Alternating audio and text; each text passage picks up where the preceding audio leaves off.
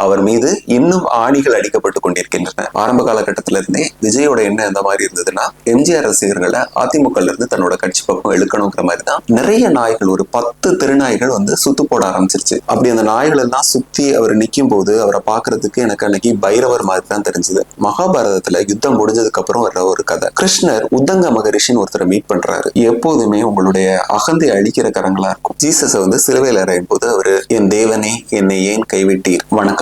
நம்ம விரும்புறமோ இல்லையோ, இன்னைக்கு தமிழ்நாட்டு அரசியலோட எதிர்கால போக்குங்கிறது விஜய்ங்கிற ஒற்றை மனிதரோட முடிவை எதிர்பார்த்துதான் காத்துட்டு இருக்குங்கிறது மறுக்க முடியாத உண்மை. அதனால நம்ம அதை பத்தி பேசிதான் ஆகணும். கரூர் துயர சம்பவம் நடந்த உடனே டாக்டர் ஷாலினி இந்த பதிவு போட்டிருந்தாங்க. அந்த பதிவை இன்னொரு வாட்டி வாசிக்கிறது கொஞ்சம் பொருத்தமா இருக்கும்னு நான் நினைக்கிறேன். டாக்டர் நிறைய எழுதியிருக்காங்க. அதுல ஒரு 2 பேராவை மட்டும் நான் படிக்கிறேன். இந்த ஆட்டமே உங்களை முடக்கத்தான் விஜய். நீங்கள் முடங்கினால் அது எதிராளிக்கு வெற்றி. உங்களுக்கு வலிக்க வலிக்க எங்களுக்காக தலையை காட்டி விடுங்கள் என்று மக்கள் கேட்பது கூட அவர்களுடைய சுயநலம் தான். மக்களுக்கு தேவை ஒரு சேவியர். அப்புறம் கடைசியில் என்ன எழுதியிருக்காங்கன்னா, இன்று நீர் சிலுவையில் அறையப்பட்டுள்ளீர், நாளை என்ன நடக்கும் எனும் காட்சி மாறுதலுக்காக வழக்கம் போல மக்கள் காத்திருக்கிறார்கள். அந்த மந்தைக்கு ஒரு நல்ல மேய்ப்பன் அமையட்டும். அவங்க சொல்லிருக்கிற எல்லாத்துலயுமே நமக்கு உடன்பாடு இருக்கணும்னு அவசியம் இல்ல. எல்லா மக்களும் காத்து கிடக்குறாங்களோ இல்லையோ, விஜய்க்கான ரசிகர்கள் பட்டாலும் இன்னும் அப்படியே தான் காத்துட்டு இருக்காங்க. ஆனா விஜய் ரொம்ப வீக்கா இருக்காரு. விஜய் சிலுவையில் அறையப்பட்டுள்ளாரான்னு கேட்டனா, ஆமா, விஜய் சிலுவையில் தான் இருக்கிறார். அவர் மீது இன்னும் ஆணிகள் அடிக்கப்பட்டு கொண்டிருக்கின்றன. இன்னும் சில பேர் கல் எடுத்து எறிகிறாங்க. ஒரு பக்கம் நீதிமன்றத்துல இருந்து கண்டனம் வர்றது மட்டும் இல்லாம அவருடைய பேருந்தை முடக்கிறதுக்கும் உத்தரவு போட்டிருக்காங்க. இன்னொரு பக்கம் அவருடைய கட்சிக்காரர்கள் கைது செய்யப்படுறாங்க. இன்னும் சில பேர் ஜாமீனுக்காக அலைகிறாங்க.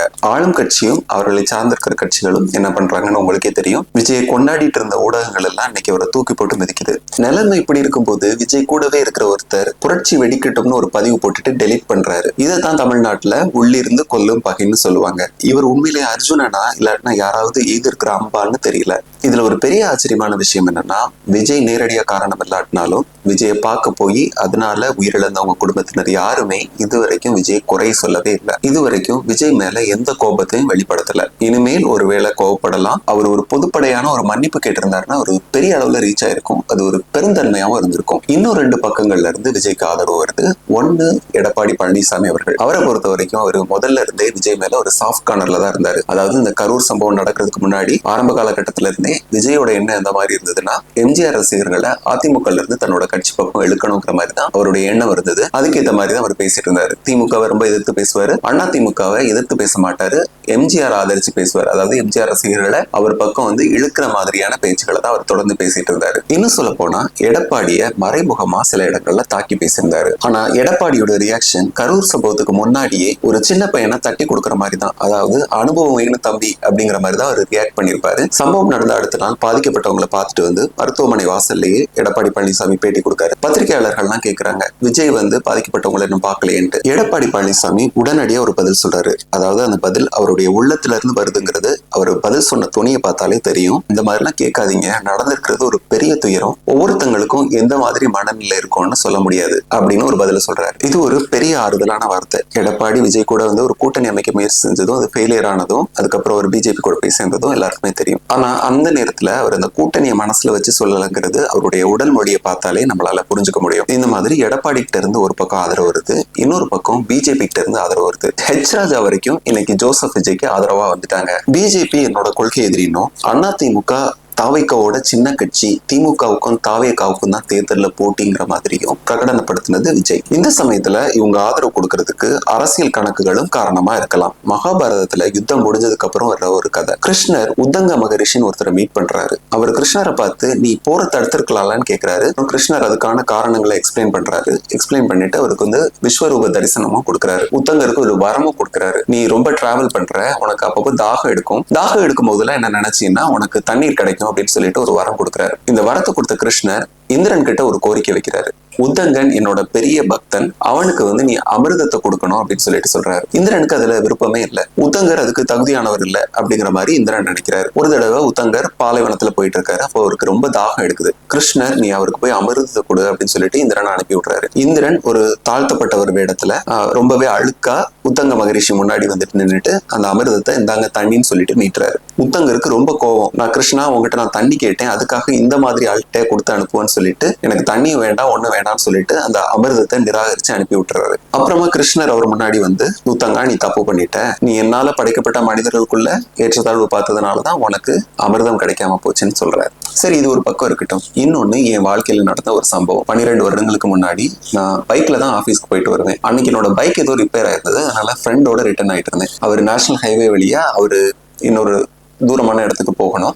அதனால நான் நேஷனல் ஹைவேல இறங்கிக்கிறேன்னு சொல்லிட்டேன். என்னோட வீட்டுக்கு வர்றதுக்கு சர்வீஸ் ரோடுக்கு வரணும். சர்வீஸ் ரோடுக்கு வரணும்னா அந்த பிரிட்ஜ்ல இருந்து கொஞ்சம் தூரம் நடந்து வந்துட்டு அதுக்கப்புறம் ஒரு கேப் இருக்கும். அந்த கேப்பை தாண்டி குதிக்கணும். ரெயின் வாட்டர் போறதுக்காக ஒரு பெரிய கேப் இருக்கும். அதுல எதுவும் தண்ணி எதுவும் ஓடிட்டு இருக்காது. பட் நான் அதை வந்து ஜம்ப் பண்ணி அடுத்த சைடு வரணும். அந்த மாதிரி ஒரு சிச்சுவேஷன். அது வரைக்கும் நான் அந்த மாதிரி வந்தது இல்லை. ஆனா அந்த மாதிரி ஜம்ப் பண்ணி வர்றவங்கள பார்த்திருக்கேன். ஸோ அது ஒரு பெரிய கஷ்டமா இருக்காதுன்னு நினைச்சிட்டு நான் இறங்கிட்டேன். இறங்கி வந்ததுமே அந்த பக்கம் ஒரே இருட்டு. நிறைய நாய்கள், ஒரு 10 தெருநாய்கள் வந்து சுத்து போட ஆரம்பிச்சிருச்சு. சர்வீஸ் ரோட்ல டிராபிக் கம்மியா தான் இருக்கும். நான் ஜம்ப் பண்ணிட்டேன்னா கண்டிப்பா அந்த நாய்கள் வந்து என்ன கடிச்சு கொதறிடும். ஆனா அந்த நாய்கள் இந்த பக்கம் தாவி வர்றதுக்கும் தயாரா நிக்குது. எனக்கு என்ன செய்யணும்னே தெரியல. திருப்பி என்னால பிரிட்ஜ்ல ஏறி நேஷனல் ஹைவேக்கு போகவும் முடியாது. கண்டிப்பா வந்து நாய்கள் அந்த சைடும் துரத்திட்டு வர்றதுக்கு தயாரா தான் இருக்குது. அந்த சமயத்துல எங்க இருந்தோ ஒருத்தர் வர்றாரு. வெறும் ட்ரௌசர் மட்டும் தான் போட்டிருந்தாரு. உடம்புலாம் ஒரே குப்பையா இருக்குது. ஒரு ஜைஜாண்டிக்கான ஒரு உருவம். அவர் அந்த நாயெல்லாம் அதட்டின உடனே அதெல்லாம் பின்னாடி போயிடுச்சு.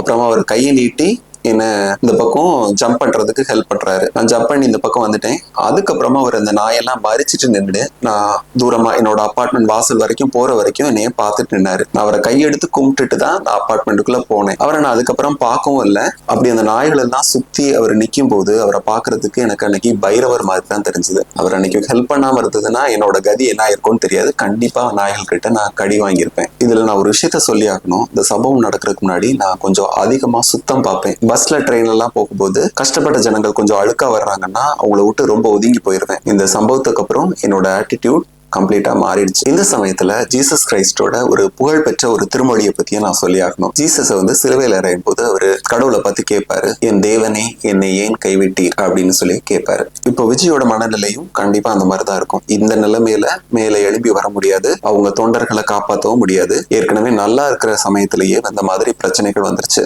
இவ்வளவு வீக்கா இருக்கிற சமயத்துல ஒருத்தரால கண்டிப்பா மேல எழும்பி வர முடியாது. அந்த மேல எழும்பி வர்றதுக்கு சில பேரோட ஹெல்ப் கண்டிப்பா தேவைப்படும். இப்போ உதவி செய்ய வர்ற 2 பேருமே அவரால் ரொம்ப விமர்சிக்கப்பட்டவங்க. விஜயோட தயக்கம் என்னவா இருக்கும்னா, மக்கள் கிட்ட இது எந்த மாதிரி தாக்கத்தை ஏற்படுத்துங்கிறது. அதிமுகவை ஒதுக்கி வச்சுட்டு திமுகவுக்கும் எனக்கும் தான் போட்டி அப்படிங்கிற மாதிரி பேசினாரு. கூட்டணி பேச்சுவார்த்தைகள் நடக்கும் போதும் நான் தான் முதல்வர் வேட்பாளர்ங்கிற மாதிரி பேசினதா தான் நமக்கு செய்திகள் வந்தது. இப்போ அந்த கட்சியில இருந்து முதல்வர் வேட்பாளரை நம்ம ஏற்க வேண்டியிருக்கும். அதே மாதிரி பாசிஸ்ட்னு நம்ம யாரை விமர்சிச்சோமோ அவங்க கிட்ட இருந்து ஹெல்ப் வாங்க வேண்டி இருக்குது. இந்த 2 விஷயங்களுக்காகவும் மக்கள் என்ன நினைப்பாங்கன்ட்டு விஜய் யோசிக்கலாம். நான் என்ன சொல்றேன்னா, கடவுளுக்கு நம்மளை பிடிச்சு ஒரு உதவி செய்யறாருன்னா நம்ம அகந்தையையும் அழிக்கிற மாதிரி தான் அந்த உதவி இருக்கும். அந்த மாதிரி உதவி தான் இப்போ விஜய்க்கும் வருது. மக்களோட ஆதரவு பெரிய அளவுல இருந்தாலும் கூட ஒரு கட்டமைப்பு இல்லாததுனால எந்த அளவுக்கு திணறிட்டு இருக்காருங்கிறத எல்லாருமே பார்த்துட்டு தான் இருக்கும். ஒருவேளை இப்படியே அவங்க ஆட்சிக்கு வந்துட்டாலும் என்ன நடக்கும்னு மக்கள் கண்டிப்பா இனிமே யோசிப்பாங்க. தனக்கு பிரியமானவங்களுக்கு கடவுள் வந்து சோதனைகள் கொடுப்பார். சோதனைகள் கொடுக்கும்போது ஒரு எக்ஸ்ட்ரீம் கஷ்டத்தை நோக்கி அது தள்ளும். கடைசியில அந்த கஷ்டத்துல இருந்து உங்களை தூக்கி விடுறதுக்கு கையும் நீட்டுவார். அந்த கரங்கள் எப்போதுமே உங்களுடைய அகந்தை அழிக்கிற கரங்களா இருக்கும். நம்ம தப்பு பண்ணலன்னு நினைச்சிட்டு நிறைய தப்பு பண்ணிட்டு இருப்போம். அந்த தவறுகளை திருத்திக்கிறதுக்கு ஒரு வாய்ப்பா அந்த கரங்கள் நீளும். அந்த கையை பிடிச்சிட்டு நம்ம மேல வர்றதும் மேல வராததும் நம்மளோட இஷ்டம். நன்றி, வணக்கம்.